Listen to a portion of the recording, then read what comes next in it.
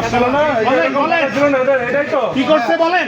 বলেন আমার কাছে 2 লাখ টাকা চাইছে নয়তোবা মাইরা ফেলাইবো কবর শহরে হুমকি দিছে হ্যাঁ, যে আগামী কালকের মধ্যে যদি টাকা না দাস তাহলে কবর কইরা রাখ আচ্ছা। এই হুমকি প্রদান করছে কে দিছে? এই নিজেই কজন ছিল সাথে? আমার সাথে আরো 5-6 জন আসছিল আচ্ছা, সব ধরা হবে, সব ধরা হবে। নেতা ধরা পড়ছে, কেউ চাঁদা দিবেন না, আমাদেরকে খবর দিবেন। কোন বিল্ডিং এ জানি এর নাম ফারুক, এই যে এই দোকানে চাঁদাবাজি করতে গিয়ে ভাইরাল হয়ে গেছিল, দেখছেন সবাই? ভিডিও দেখছেন না সব নিউজ চ্যানেলে? আজকে দেখছি ধরা পড়ছে। এই সাদাবাজ ধরা হয়েছে, এই সাদাবাজ।